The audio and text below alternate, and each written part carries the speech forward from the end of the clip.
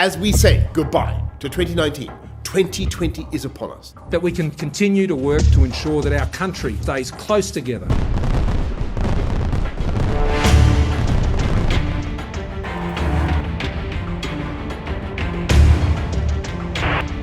China has identified the cause of a mysterious new virus. Coronavirus. There are fears a rapidly spreading virus has reached Australia.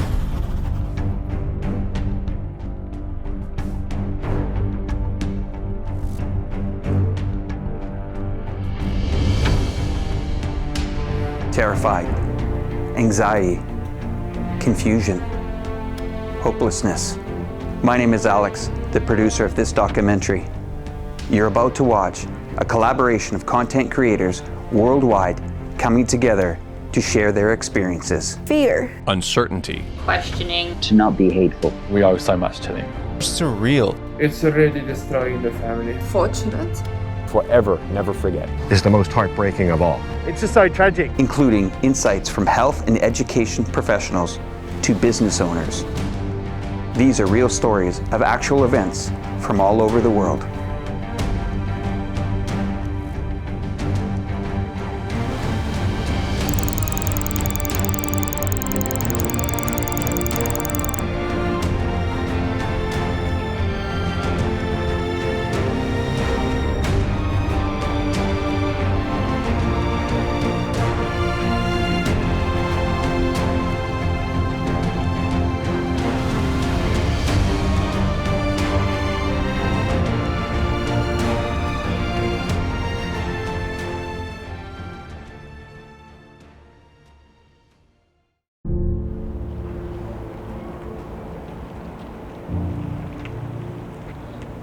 Wuhan, a city of more than 10 million people, known as a manufacturing and trade hub of China.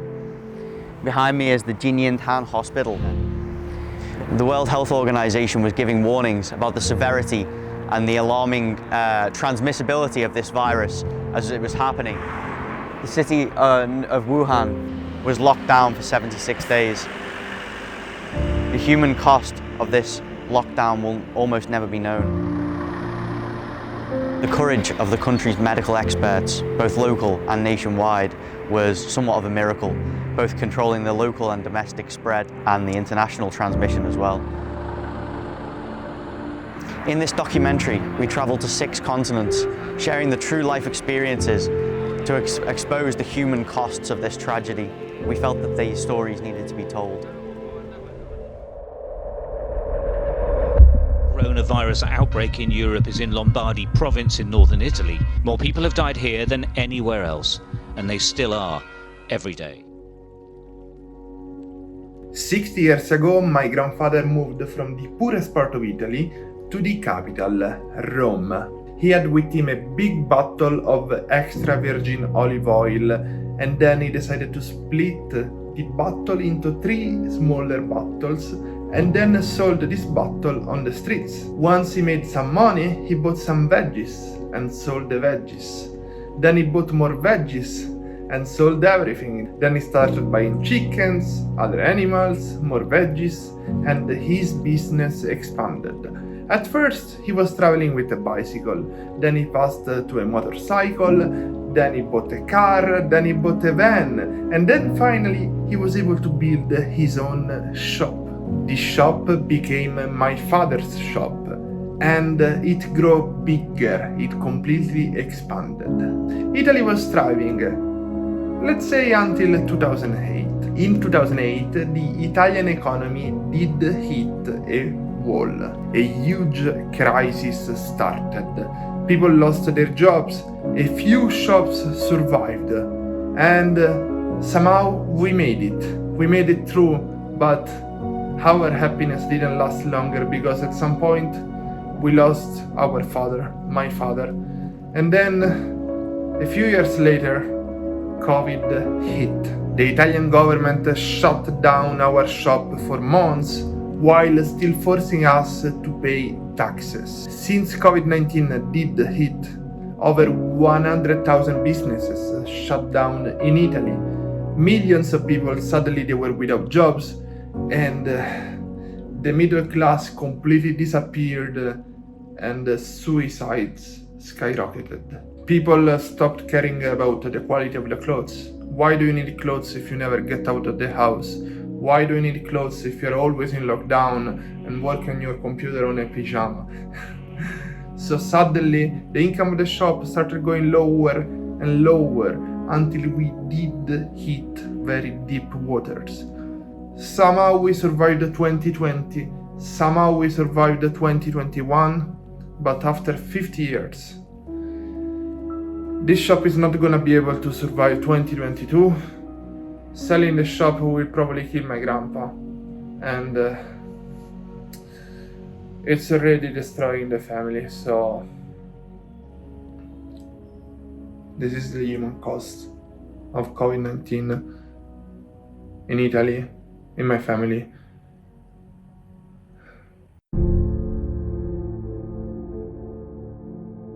Sometimes when I think about it, it almost feels like my life before the pandemic and my life right now are two completely different lives.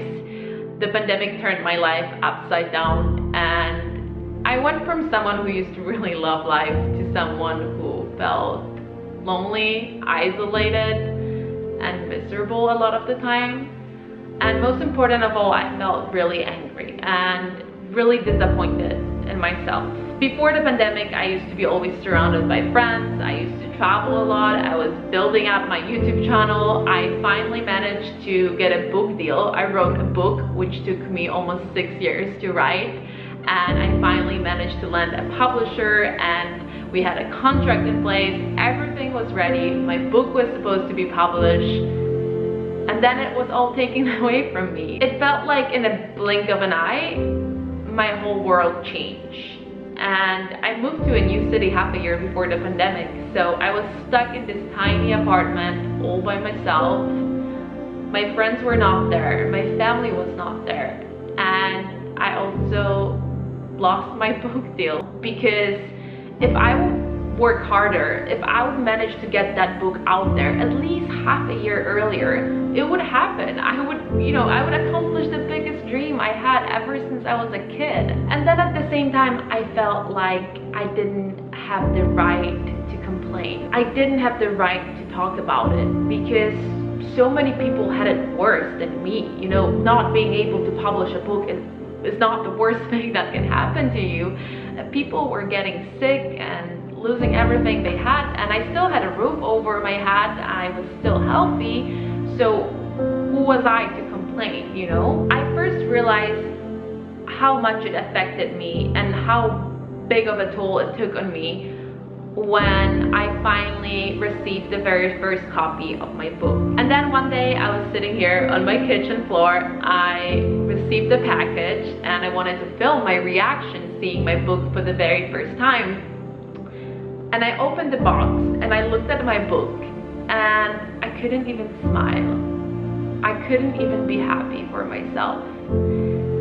It almost felt like I had no emotions left in me. I think in a way I almost didn't dare to be happy, because I was so scared that things will go wrong again. That was the moment when I realized that I need to stop waiting. I need to stop waiting for my old life to come back, because it might never come back. Who knows? I needed to learn to live in this new reality where doing things that I love and spending time with people that I love is no longer as easy as it used to be. I will never know what it would feel like if that book deal would go through. I would never know what it would feel like celebrating publishing of my book with my friends and not sitting alone on my kitchen floor. But the thing is that I can't really do anything about it.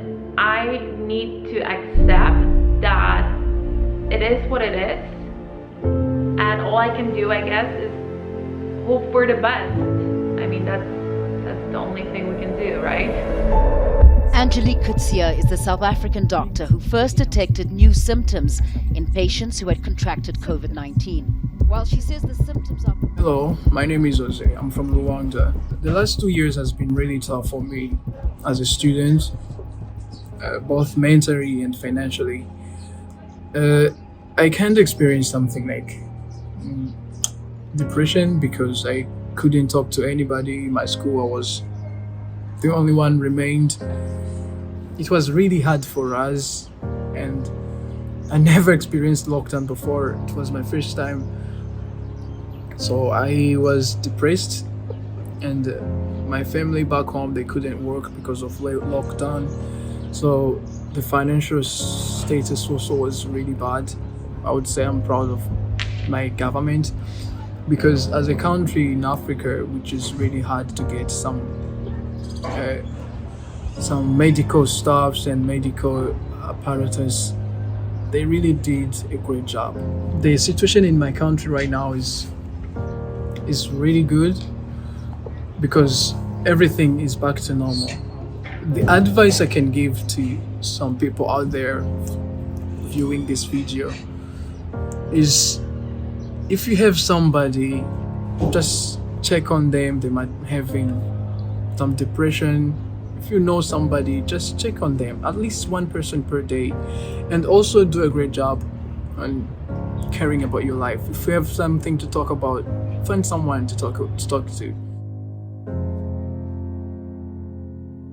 Hello, my name is Laura. I'm from South Africa. I think when it really got to me was when my brother and my father both got COVID-19. And I was very concerned because my parents are a little bit older. I was last born, so just feeling helpless in that situation was quite a dark time for me. At least they both recovered. That's the best I can ask for, and keeping in touch with them over video chats. So I think knowing that keeps me strong. Another thing is that our medical systems are not up to scratch. A lot of the state-owned hospitals didn't even have basic medical supplies before the pandemic hit. And so many hospitals reached full capacity. And I think especially for people from low-income families, those are the people that it really hits badly. People that don't have access to proper healthcare. So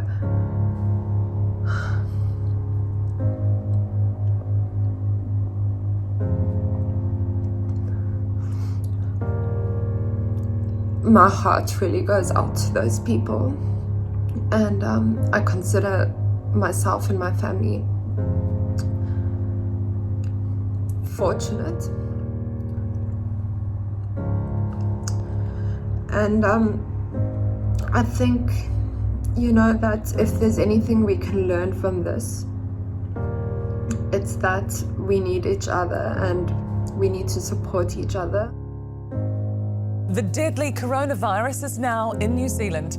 It was confirmed by the Prime Minister. When coronavirus first hit, I was here in Shanghai, where I've lived for about 7 years now. We were all told not to go to work, but I couldn't just sit at home and do nothing, so I decided to make daily vlogs for Shanghai Daily. I think, though, in a way, doing vlogs every single day wasn't just a way for me to keep busy. It was also a way for me to stop myself from being scared, I guess. Sometimes I wasn't sure if my vlogs were any help, to be honest. But afterwards I started getting more and more comments from foreigners in Shanghai who told me they don't know how they would have got through it all without my daily update, so that was pretty awesome. During the early days of COVID-19, I decided to go and see my family in New Zealand, actually. To be quite honest, I was really shocked about how lax the New Zealand border was, and it turned out much of New Zealand was pretty shocked as well. My video went viral there, and within days our Prime Minister was forced to lock down the border. I like to think that my video played some part in that decision, because after that New Zealand did pretty well managing the virus and keeping cases and deaths quite low. Probably one of my more unique experiences during the early days of COVID in Shanghai was working at a close contacts quarantine hotel for a day. Now basically that's a hotel that's been taken over for use exclusively to quarantine anyone who's been found to have come into contact with a positive case. And back then that was usually people sitting within 3 rows of someone who had COVID on a plane returning to China. Now I'll tell you now though, if you haven't worn full protective gear, well, It is tough. It's absolutely and utterly uncomfortable. I had to wear full gear in order to be allowed to enter the quarantine zone. And I literally, the whole time, I felt like my head was about to explode. I helped the crew signing in 2 new guests who had just been informed they were close contacts. I also helped with some other chores as well as delivering food to the rooms. Their protocols, they're honestly so amazing. After new guests checked in, we had to go to their room and walk backwards, following their entire path, sterilizing the entire environment. So it was pretty eye-opening. After dinner was served, I was finally able to get out of the quarantine zone and out of my protective gear. It took about probably 20 minutes to safely take every single layer off, sanitizing the whole way and making sure there was no path through any contamination. And by the time it was fully off, I can hand on heart tell you that that was the best feeling ever. I truly think that the crew who work in these sites, wearing PPE for 8 or more hours a day, they're amazing. We owe so much to them. Another one of my interesting COVID stories was actually visiting Wuhan the day after the city opened again after their 76-day lockdown from the outside world. Now at that stage, don't forget, wide-scale lockdowns hadn't happened much across the rest of the world, so Wuhan was still quite unique at that point. I really wanted to find out what it was like for the people living there, so I met with some foreigners and locals and chatted about their struggles. Absolutely admiring the local people's spirit and their resilience for what they'd been through to protect not only China but the rest of the world. The virus has killed more than 20,000. It's the worst hit country in Latin America. The region...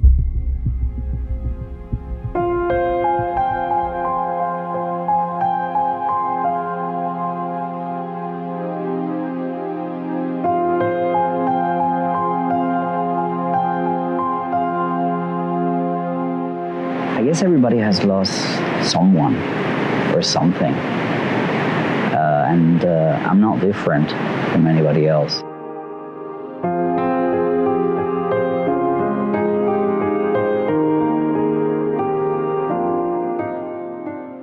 I've lost 2 of my paternal aunts. I've also lost my business, in great part because of COVID. But I have to say that the one thing that I've lost the most, that has touched me the most, is the loss of some friends. There were people in a group of friends from high school, from actually school, grammar school, all the way to high school, in my hometown, Colombia. And it was at that time of a lot of pressure where somebody went back to make jokes about the Wuhan virus and the China virus. And I found myself unable to accept that from an educated group of friends, from a group of friends that I care and that I love, and a group of friends who they've actually come to me for questions, they've actually come to me for answers, and I appreciate the fact that they try to do that. So this group of people, having actually heard my side of the story, heard China's side of the story, they still insisted on blaming it on China through a joke. So I removed myself from that. I cannot bear being in that kind of environment where racism is a joke. So for me, that's the biggest loss, the loss of a dear, dear group of friends, long life friends that cannot manage to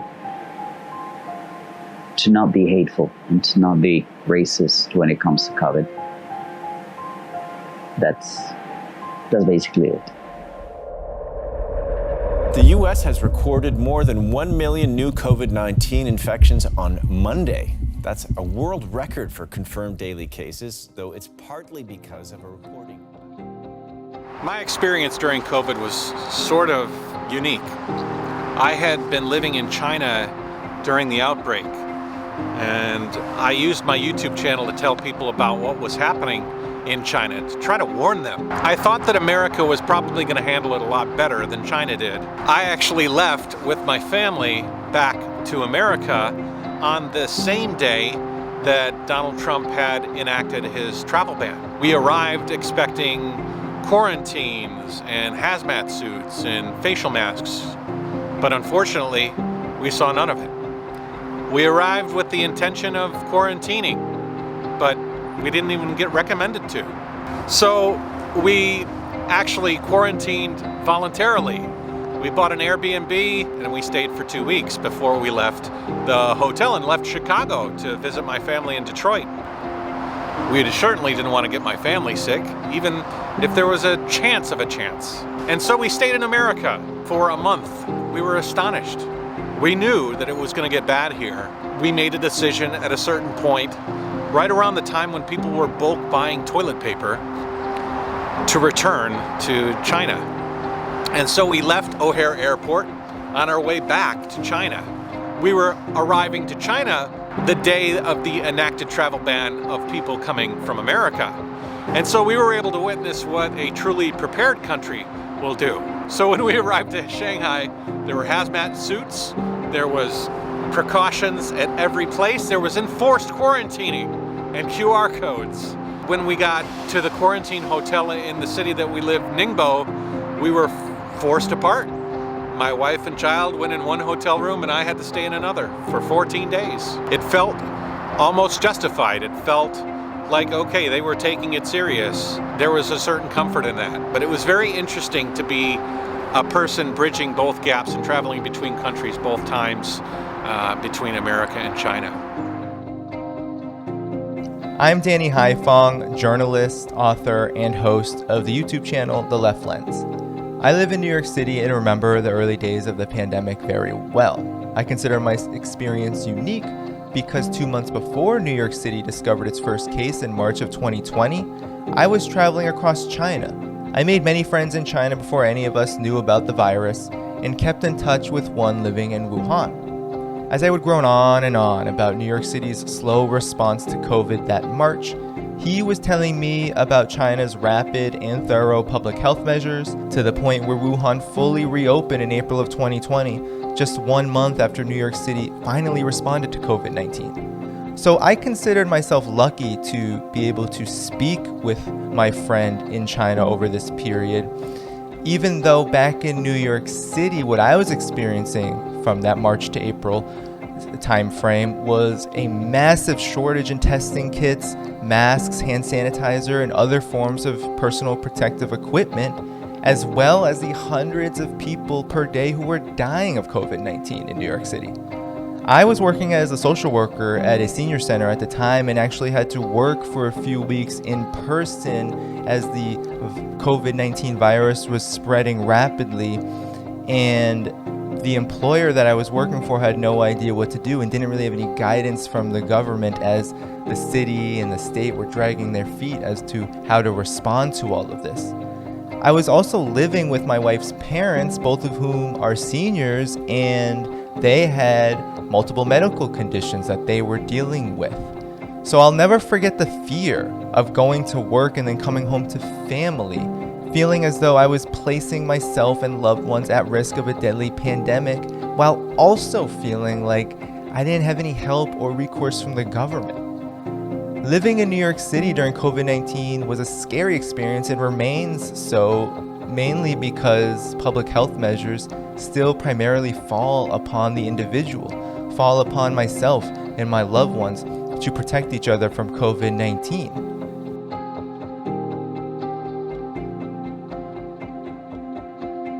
In my final year and a half at Nanjing University, I was one of the only foreign students on campus. I would go weeks or even months without seeing another foreign face around the university. This is the world of the pandemic, right?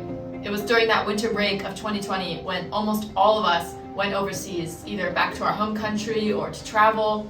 And during that time, the virus began, and the school sent out a warning saying, wait for the virus to end before you guys come back. And then I started looking at the data, and the virus was just going up and up and up. It was just not stopping. And I started getting concerned the borders were going to close. So I came back, despite the school saying not to, because I lived off campus.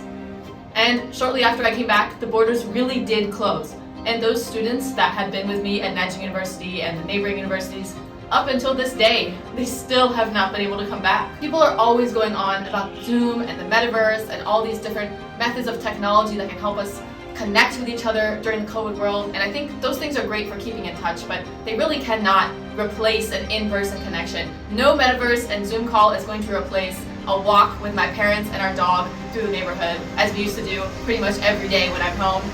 No metaverse is going to replace playing Scrabble with my mother while watching The Bachelor in the background, laughing about how stupid it is. So with that being the case, I've just decided I'm going to have to go back to the US even with the pandemic situation, because I'm an only child and I haven't seen my parents in 2 years, haven't seen my old friends or any of my other relatives. It has been so long.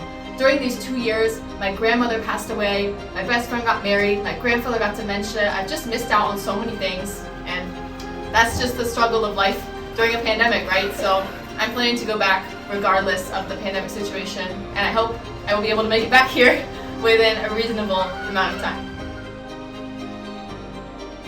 Everyone, my name is Cyrus Janssen. I want to welcome you to one of the most important border crossings between the United States and Canada. I'm live on location here at the Peace Arch Memorial Park, a beautiful park that was constructed in 1921, 101 years ago, to celebrate the friendship and the brotherhood of the United States and Canada. In fact, the very letters at the top of this arch read, "Brethren, dwelling together in unity." Now, the United States and Canada have the longest international border in the world. In addition, the United States and Canada are the respective #1 trading partners for both countries. Our two countries have always had a very close relationship, but the COVID-19 pandemic shifted all of that, because for the first time in history, the very border that stands behind me was actually closed. And this presented a very unusual circumstance for American citizens like myself, who actually reside on this side of the border, here in the Canadian side. Now, as an American citizen, I always have the freedom and the ability to enter into America. However, I would be subjected to a 14-day self-isolated quarantine upon arrival back into Canada. With my job, my wife, my children living full-time here in Canada, that effectively meant for the first time in my entire life, I was cut off from returning home. Several times during the pandemic, I would drive my car down here, park and observe this beautiful green space, and just appreciate the amazing relationship between the United States and Canada. Here we are almost 2 years later since this pandemic started, and as you can see behind me, cars are rolling in, and once again, this beautiful Peace Arch border crossing is open. And the United States and Canada are pressing forward, pushing one foot in front of the other as we reopen this world and get back to normal. The Peace Arch stands as a forever symbol between the friendship of the United States and Canada. But for me, it will have an extra special meaning, as it also symbolizes a unique time in our lives where something as simple as a border crossing became a privilege and something that we will forever never forget.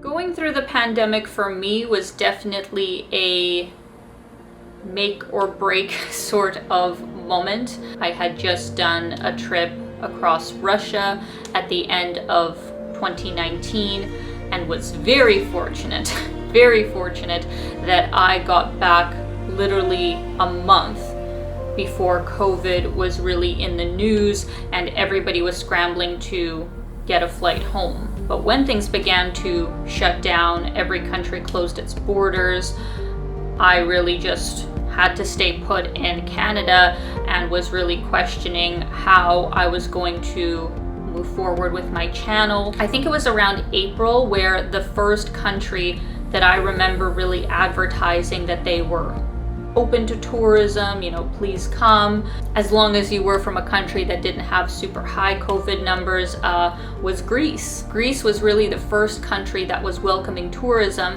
so it was at the end of May that I think I booked my ticket, and then end of July, I was off to Athens. But before this, I actually had to make a very big decision where I knew I couldn't sublet my apartment as I had done in the past. Like, the Toronto tourism industry had basically been decimated. So I knew that either I would have to stay in Toronto and live in my apartment, or I would basically have to give it up and sell everything. So obviously I went with sell everything, and that was a very big change for me in my life, where I sold almost everything I had or gave it away. And ever since, for the last 2 years, I have basically been on the road. So I feel very fortunate that I was able to do that. And also, I did end up getting COVID, but it was after I was vaccinated. So thankfully, it wasn't that serious of a case. And all of my family and friends who had it didn't have a serious case either. So in a way, I feel incredibly grateful that me personally, I haven't really faced any severe restrictions or health problems during this crazy time, because I know that is not the case for everyone. Hi, my name is Takuya Umeki. I'm teaching at the Vancouver Technical Secondary School in Vancouver. We were having quite significant issues and trying to maintain connections, especially for students online. I was trying to basically chasing students down, and after 1 week or 2 weeks online, when they come back, they basically lost everything that they are supposed to learn. I basically had to kind of start from scratch every week when they come into class, and that's simply that's the biggest challenge I faced. Hi, my name is Mary. Our company name is Maryway Travel Service Ltd.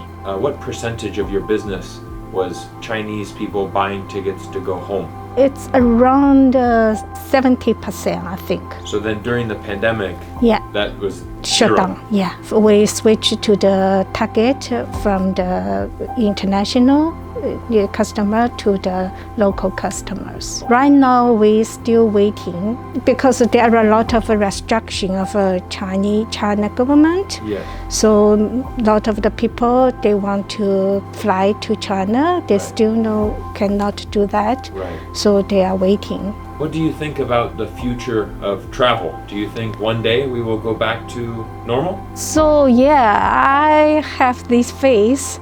I know to waiting that the business go up. Yeah. Yeah.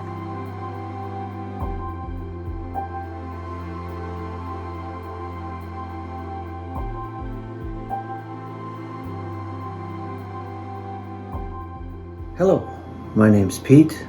I'm also a firefighter in town. When COVID finally did get here, it didn't get here like it got here in other places. It kind of just feathered its way in. We had some people in the hospitals and some people sick. People weren't dying in the streets. At one time, COVID did really kick in. It got into our senior living facilities. It got into where our extended cares and where our most vulnerable live, our seniors. And they had shuttered the doors on that and thought that would be just fine. Where they didn't shutter the doors were the back doors, where all the staff came in. This COVID thing really amplified depressions. It amplified people struggling. It amplified people that were struggling before financially, were really struggling. We did have a small fentanyl problem before, but it really blew up on this. So fentanyl really kind of kicked in. And as of now, at the end of the month here, we are opening up wide. We've learned to live with it. The government has said we're going to be living with it. I'm Avenue X.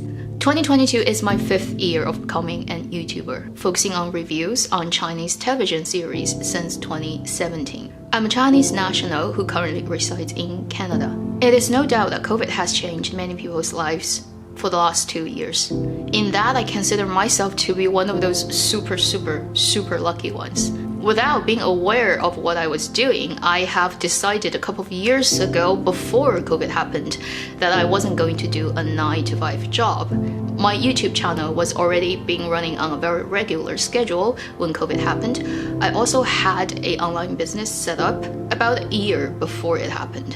And I'm very lucky that I can go about my life pretty much 90% the same post-COVID as before it. And I just happen to be one of those people who can entertain myself very well.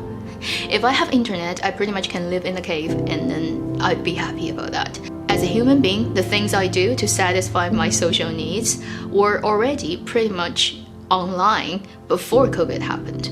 So I just continued living my life. That is why I say I am one of those super lucky people who have received very little impact.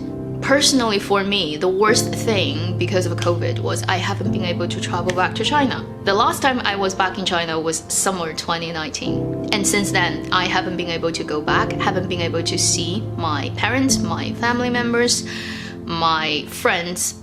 During this time, 2 of my close relatives have passed, not due to COVID, due to other conditions. But I wasn't able to go back to attend their funerals. Also, I am from Chongqing, which in my opinion is the greatest city in China when it comes to food. The best food. There have been many nights during those 2 years that I have been suddenly captured by the desire of eating dishes that can only be made in my hometown, and I cannot recreate them where I am. I know there are far more worse problems people suffer from COVID, and these little things in my life I can deal with. So that's my personal story of how my life gets impacted by COVID, and probably the least dramatic type of stories you can come across. Ironically, I run a channel that's talking about dramas all the time. Every day I wake up, I hope I see a world that's COVID-free. I cannot wait for the day when everything can go back to normal. Go to see the places we want to see, meet the people we want to meet face to face, and then eat the food we want. Thailand has reported the first case of coronavirus found outside of China. The patient arrived at Bangkok Suvarnabhumi airport from How much did you actually lose, do you think, through COVID, through the 2 years of actually closing? I cannot say how much, but a lot. It's just, you couldn't put a price on it, I Yes, guess. cannot. Because when actually COVID hit, you know, were you fairly busy before COVID came, do you think? Before COVID, busy. Yeah. And after that, the COVID come and business, anything fall down. Right. Yes, but we have to spend for everything also, not cost like a barcode. I have to spend for electric. I have to spend for water, anything. For rent, anything. So have you made up for the loss, do you think, since being open for 4 months? For the 4 months, you mean about business, yeah? Yeah, since you've been reopened? Yeah. We just get back only 40% of the customer back. Right. Yes. Because Hua Hin being a very tourist-orientated city, a lot of expats or a lot of tourists actually haven't came back. And right now is a customer from Bangkok, from Chiang Mai, from Phuket, from Pattaya. Right. Yes, it's like people live in Thailand. Yeah. Yeah. Do you think tourists are going to come back to Thailand? I think they will come back, but take time, maybe 2 or 3 years.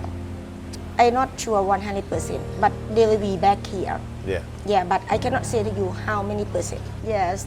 Thanks. Here's a cheers. I wish you nothing but the best in the future. I hope you can help us in the future to be back like before.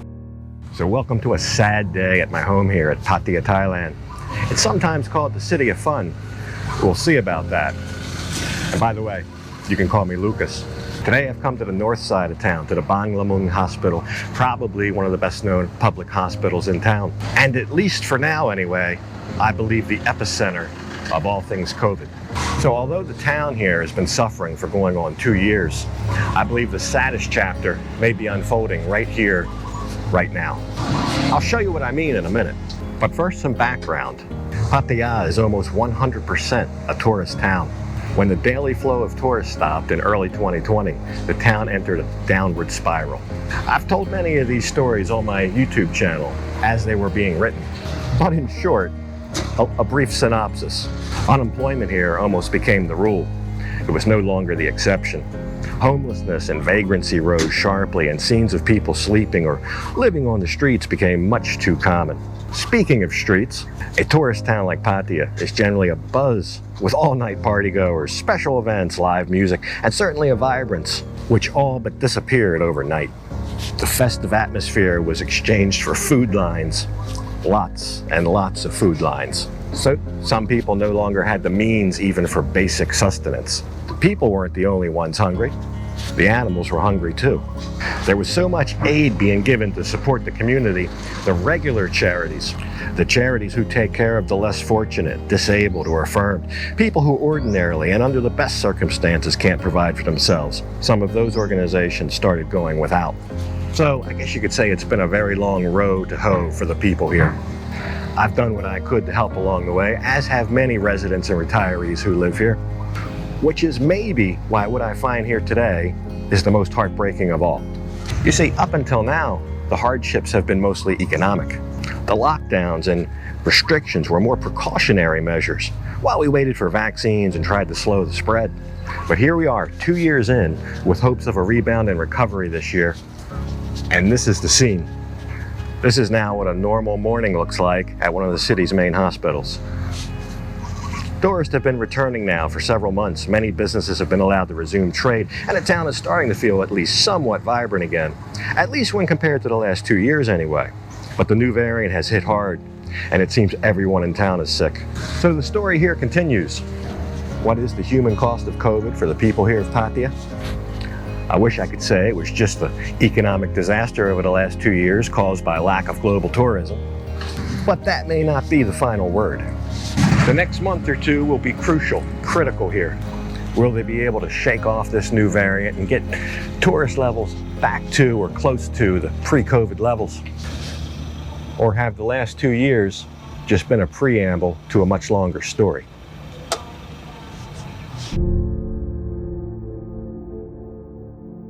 Hello, please let me introduce myself as Johnny.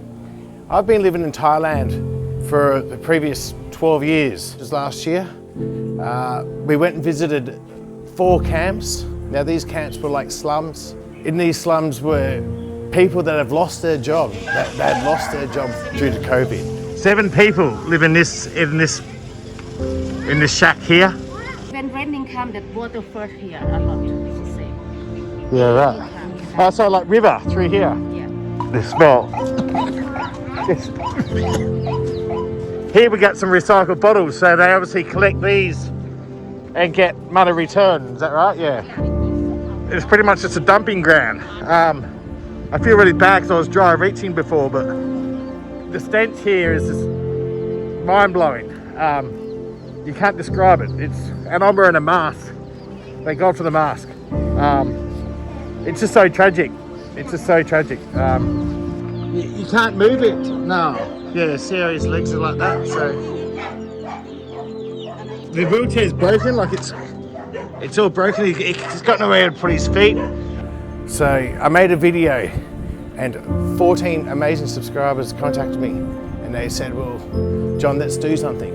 Together with 14 subscribers, they contacted me. I said, "Okay, let's do a food run."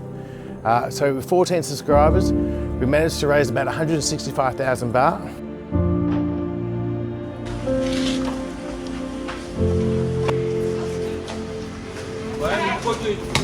One truck that's already full, and we got this truck here.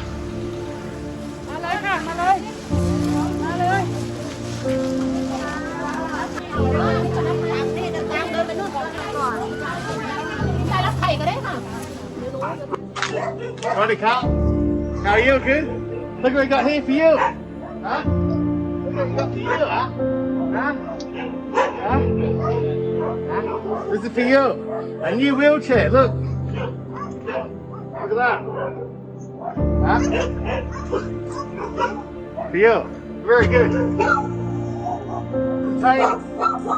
That's his old one there, so you can see how screwed up it was. Okay, this is for you also. 3,000 baht.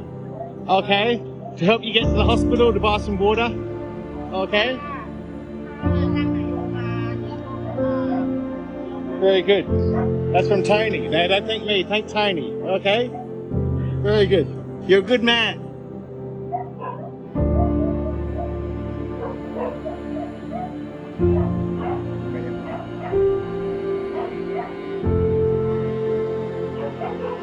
Wow, look at that, huh? Hey, very good. So as you can see, it's heartbreaking.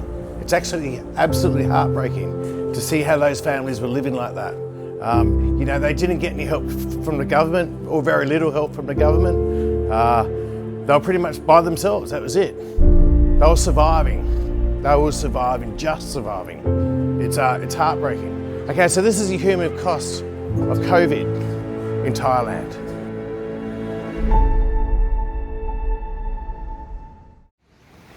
Hello everyone, my name is Tim, and I live in southern Leyte, Philippines, central Philippines, the Visayas area, and it's absolutely gorgeous out here, as you can tell behind me.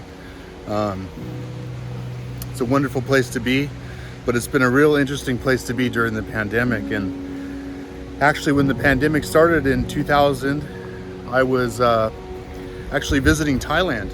I was visiting a friend in Thailand, Alex, and we looked at each other and we really just said, hey, this is going to change so many things about the world. Sure enough, in fact, it was. I returned back to the Philippines with my family. I have one son who was born just literally days before the pandemic started, and a wife who I married just soon before that. And so we've spent most of our married life and my son's life in the pandemic, and now it's just started to clear up, where we can travel and go different places and see the beauty of the Philippines like you see behind me. My experience for quite a while was very challenging. I was in a foreign country. I've only been here for three years, so I'm relatively new to the Philippines. And we were, from my understanding, in the Philippines, we had the longest lockdown in the world. Even as I stand here talking to you today, still, my wife has just begun her college courses again, in-person classes. They're only doing it half-time. The children are still not even in school. We just got hit by a Category 4 typhoon. Not in the area that I stand here talking to you, but very close nearby. It is now March of 2022. And so it had a profound effect on my life. In some ways, as a vlogger, it helped me because a lot of people were online. So the digital economy was really flourishing. But in other ways, it was an incredible challenge because I was used to being a travel vlogger, and I had to change the way that I had my business model from someone who thought that he'd be traveling and going places like I had just been in Thailand filming, to someone that was primarily going to be based having to make stories and tell people about my life in a geographically constrained area. But for us, it was being geographically confined. I traveled the year before the pandemic about 90,000 miles. I went around the world a couple times traveling, so it really radically changed my life. And so I think we're all learning to live in a little different way. But thank you for letting me share my story. I'm really looking forward to the freedoms that we'll hopefully get back to travel, to learn, and to meet new people.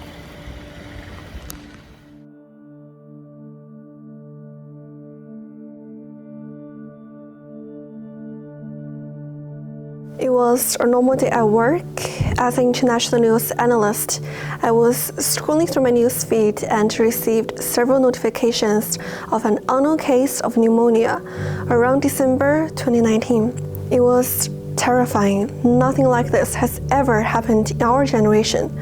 Tight quarantine, face mask, social distancing became mandatory and an integral part of our daily life. There was so much fear, and I really struggled to make sense of all of this. I was one of the lucky ones who have had a wholesome university life before the pandemic hit. But the pandemic have left many Chinese international students in a dilemma. They could either make an expensive, potentially dangerous journey home, or find a nice place to stay on campus. But what's there to left? Libraries were closed. Online classes were the new normal. Students couldn't really access the support that they needed. Many of my fellow schoolmates suffered from depression, loneliness during their self-isolation. When you are stuck at the house by yourself in a foreign country with no one to reach out to, it is going to be a huge challenge. I haven't really returned home for quite a while due to strict corporate restrictions, and I have no idea when I will ever see my parents again. So I made a bold move, left my job in Beijing and returned home. It was fear, essentially. Fear of never getting to see your parents, fear of never holding hands of your loved ones, fear of never getting to say goodbye. I know COVID really turned this world upside down, but it also forces us to rethink our life and consider changes from prioritizing our families and reshaping career paths. And I think now, more than ever, it is urgent for us to be prepared, be knowledgeable, and not to panic. Some patients lost several close family members, and they couldn't see them for the last time before they passed away because it is a highly contagious virus. Some patients was battling with the virus in ICUs with several life-supporting machines on for over 60 days, and they still didn't make it. Some patients recovered physically, but they never really did mentally. There's a scar in their hearts forever. Those are the real stories of real people I witnessed when I was a reporter in Wuhan under the 3-month-long lockdown. In the beginning, it was quite a scary time because we didn't know that much about the virus yet. The city was quiet, empty. It's like someone pressed the pause button for the entire city. It wasn't just a difficult time for patients, for medics who had been working non-stop to save patients, for community workers who had been working non-stop to keep the city running, for the rest of the citizens who didn't leave their apartments for 3 months just to make sure the city can get back on track as soon as possible. It was also the toughest time. I know many people were suffering from PTSD long after the virus was contained. But in the darkest time, you see the strongest will of human beings. And during that time, no one gave up. The entire city was really pulled together. So many people, including medics, community workers, volunteer drivers, they really put themselves in the front line to save others. And I know a patient who donated her plasma to severely ill patients as soon as she recovered. During the time when doctors were still trying to find the best way to save COVID-19 patients, the plasma from recovered patients really helped pull the severely ill patients back from the brink of death. And she told me, I know what kind of pain my family went through, so I will do whatever I can to help as many people as I can to not experience the same pain. That's why she donated her plasma. That's why she became a volunteer community worker. That's the people of Wuhan. They really helped save so many people from this pandemic. They are indeed the heroes. 当时是大概是在大年30，我在值班，然后就听到群里面就有这样的一个任务，就是要去支援湖北，然后我就第一个报了名，这样的。然后就接到，然后准备做了一些准备工作之后，我们就在初二出发去了湖北孝感。我们到了酒店，然后酒店就是整个都很安静，就整个的话，它整个的基本上大家都在家里面，就按政府要求在家里面进行隔离。然后下雪了，很冷的，就我晚上我都不脱衣服睡的，就是我都要盖2床被子。我们住在8楼，楼下1到7楼都是收发热病人的。我们初步统计了下，在那个地方的话。阳性率，新冠肺炎的阳性率大概有70-80%左右。我当时都没有跟我妈说，因为我想，因为她肯定会担心我呀。但是我后面去了，可能隔了20多天，然后我才给她讲说我现在在孝感的，就是在看1线，她才知道。就我记得我吃到过最好吃的草莓，就是他们当地种草莓的农民给我们送来的，农民也想给我们一点尝一点甜味儿，然后他就捐到我们这个点，然后我觉得真的是非常好吃。就是我们这一批所有的队员都是平安回来的，就是没有任何一例新冠感染。我觉得真的要好好活着，因为人只能活一次。就是说你想做什么事情啊，就是一定要努力去。说你想要干什么？你现在趁自己的年轻，有这样的机会，那一定要去尽力的去实现自己的愿望和抱负。My name is Xiaos. I work in the second affiliated hospital of the Chongqing Medical University. I'm an oncologist, yes, treat the cancer patients, yeah. Do you know any doctors that were called from Chongqing that had to go and assist in Wuhan? Do you know any of your friends or other doctors? Yes. Some of our classmates went to Wuhan to fight with the virus. So they work very hard and save a lot of people. Just for an oncologist, do my best to take care of our patients. I think maybe this is the other way to fight the virus. So cancer patients are specific and they need ongoing and regular treatment. In face of COVID, so we must take a closer care of our patients to ensure the consistency of the treatment cannot be interrupted. All patients of our department are in good condition and they are free from COVID. It's true that we are closer in face of COVID, but our government is doing every effort to protect every citizen. It's true, we have made our sacrifices, like less traveling, but what can be compared to life? Doctor, if your child becomes a doctor, will you let him or her fight the virus in the front or the first line? Yeah, I have a son, he is 8 years old. Yeah, 100% sure. So I know with great power comes great responsibility. So this is the responsibility and honor of a doctor. So as his mom, I support him fight the virus at the first line.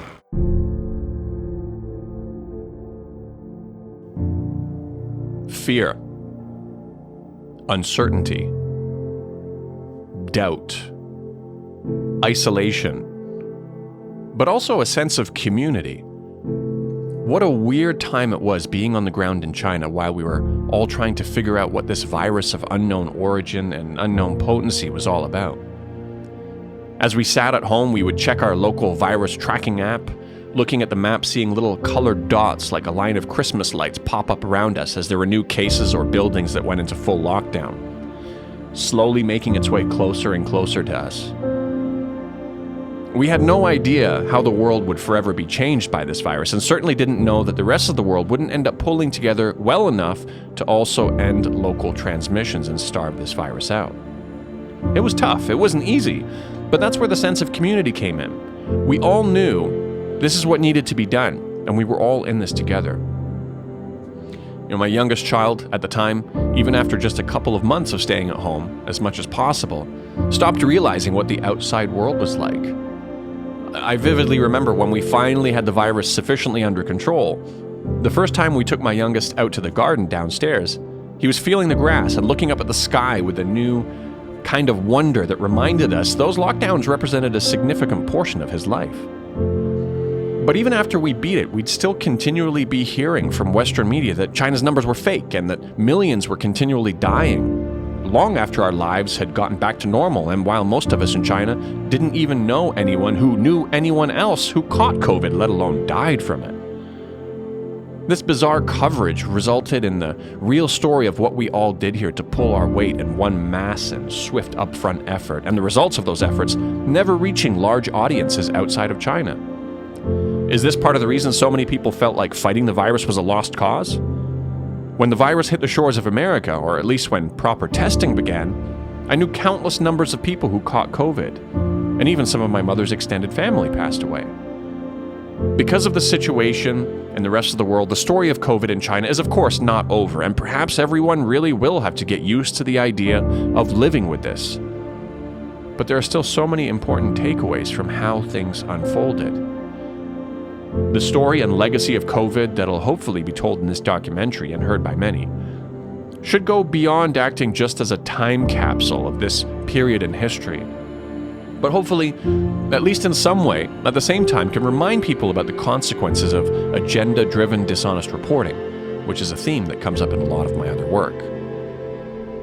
We're still in a period of great geopolitical turmoil, but I hope one day there'll be a calm in the storm that opens up long enough, that allows us to see clear enough, to figure out and to be able to understand that whatever the future holds, there needs to be provisions in place and room to put aside all political differences, no matter how big they may seem, in order to come together as an entire planet to solve whatever the next urgent global crisis may be. When I produced this documentary, I wanted to share my experiences with you, the viewers. I decided I would like to ask you, the viewers, some questions instead. Do you trust your governments after this? Did this bring you closer to friends and family? Many marriages, friendships, governments, and businesses have been put under immense pressure. The clock is ticking with no end in sight. Will these decisions influence future elections in your country? Seriously, what is the value of a passport anymore? The novel coronavirus crept its way through almost every country across the globe, killing over 5.6 million people while we filmed this documentary. We may not know the mental and social health toll of lockdowns for some time, but we should attempt to include these efforts in our assessments. Why? Because it's real. The world after COVID-19 is unlikely to return to the world that was. Are governments working together in our best interest? I will leave that for all of you to discuss below in the comments. Thanks for watching. Ladies and gentlemen, you have just watched some of the most powerful true stories from people around the world. But what have we learned from today's film? Many things. The first is that COVID-19 has had an effect on nearly every person in the planet. Fast forward to today, here in 2022, and we are entering the third year of the COVID-19 pandemic. Certain things have gone surprisingly well, notably the rapid development of COVID vaccines and testing measures that have allowed our world to somewhat return to normal. But my question to you is, where do we go from here? Will we have faith in science? When will this world finally be healed? Will the terms social distancing and lockdowns fade away from our lives and our vocabulary? Have the governments we trusted delivered on their promises? Humanity has been tested on a global scale. People have been separated and even locked out of their own countries. Relationships of all aspects have come under enormous pressure. We hope this documentary has shed light on the human cost of the world pandemic. We can only hope we have learned from this, and as the world continues to open up, we must never forget that we are all in this together. I have faith that we will soon see a brighter day.